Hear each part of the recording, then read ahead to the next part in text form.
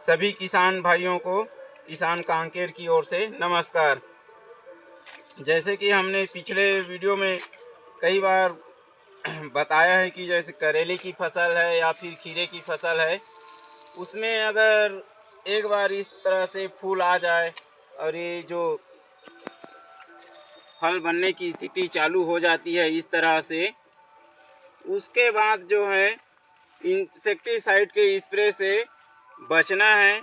तभी जाके जो है खीरे जैसी फसल में जैसे बोलते हैं 25 से 30 टन उत्पादन, तो उस लक्ष्य को प्राप्त किया जा सकता है। तो इस सिलसिले में बताना चाहता हूँ कि खीरे की फसल में जो फ्रूट फ्लाई होती है वो अपने खीरे को किस तरह से नुकसान पहुँचाता है और हमें जो मार्केट वैल्यू जो है वो कितना कम मिलता है, इसके बारे में संपूर्ण जानकारी दूंगा।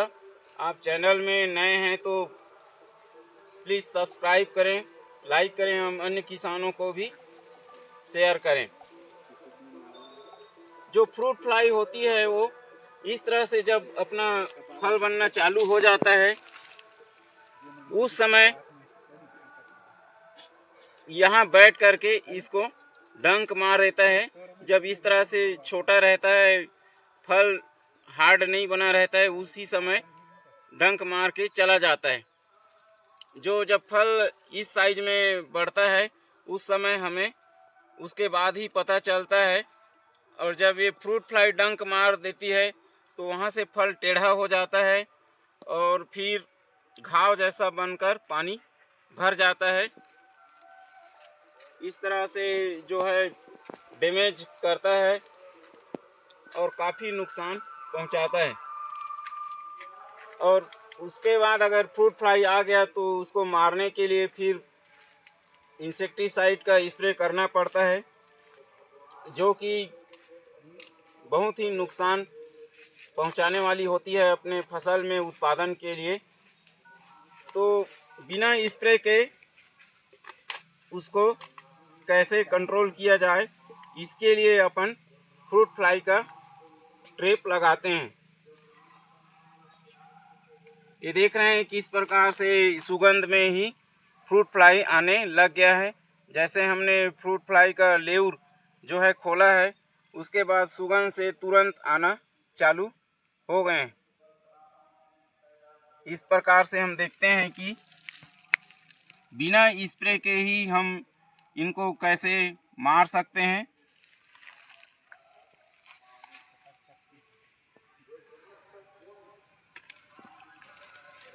इस प्रकार से हम लेउर लेते हैं।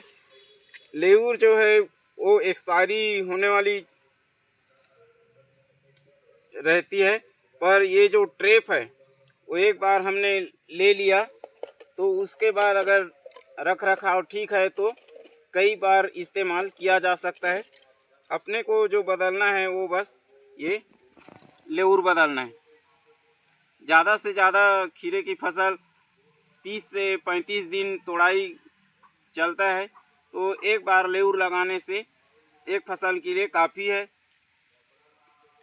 बस ट्रैप अपना पुराना रहेगा और लेउर हर बार नहीं लगानी है। जैसी फसल ख़त्म हो जाती है उसके बाद अपन ट्रैप को निकाल कर साफ़ सफाई करके रख देते हैं।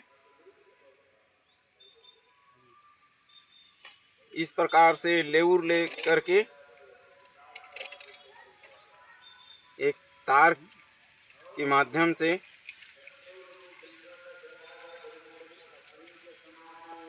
इसमें जो अपना पिछला था वो दूसरे साइज का लेउर था। अलग अलग कंपनियां अलग अलग साइज में बनाती हैं। इस प्रकार से ये क्लिप रहता है, उसमें लेउर को फिट कर देते हैं और यहाँ खांच रहती है, उसमें प्रेस करके इस तरह से लगा देते हैं। एकदम फिक्स है, किसी प्रकार से हवा तूफान आने पर भी नहीं गिरने वाली है।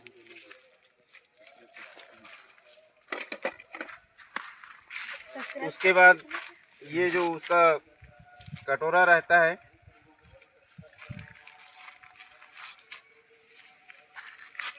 उसमें पूरा पानी पैक कर देते हैं। जो फ्रूट फ्लाई है, ये लेउर में जो सुगंध रहती है उसको ढूंढते हुए सुगंध के कारण आएगी, और फिर ये जो नीचे ये जो होल है उसके माध्यम से अंदर घुस करके पानी में गिर जाती है, जो दोबारा फिर से नहीं निकलता, और पूरा फ्रूट फ्लाई यहाँ इकट्ठा होने लगती है। इस प्रकार से लगाकर एक तार की सहायता से इस तरह से फंसा देते हैं।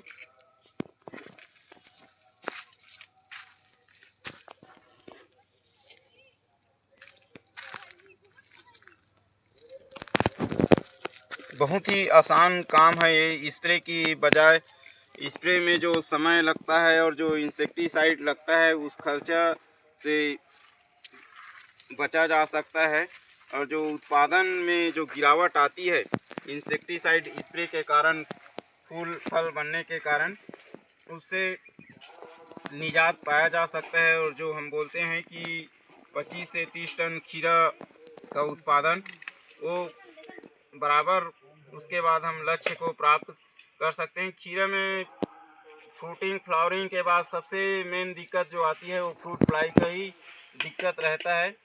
कई किसान भाई समझ नहीं पाते, जो नए रहते हैं खीरे की खेती में, वो काफ़ी नुकसान उठाते हैं, क्योंकि उन्हें पता ही नहीं कि ये फ्रूट फ्लाई के द्वारा पहुंचाया गया नुकसान है।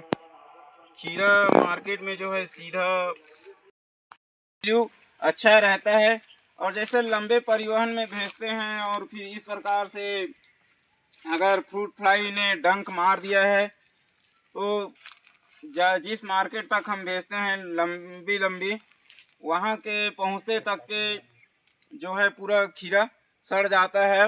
व्यापारी द्वारा हमें शिकायत आती है कि आपका माल जो है वो अच्छा नहीं है, और व्यापारी उस दिन से लेना बंद कर देगा, या फिर जो अपना उत्पाद है उसका वैल्यू घटा के ही अपने को देने वाला है। तो इस प्रकार से सभी किसान भाइयों से निवेदन है कि 1 एकड़ में कम से कम 10 ट्रैप जरूर लगाएं।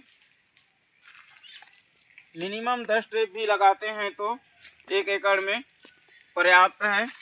और बीच बीच में अगर गर्मी है तो इसका जो पानी है वो सूख जाता है, वाष्पीकृत हो करके भाप बन के, तो पानी को बस बदलते रहना है। बाकी इसमें और कोई झंझट वाली काम ही नहीं है, और इतने सस्ते में जो है वो अपना काम हो जाता है।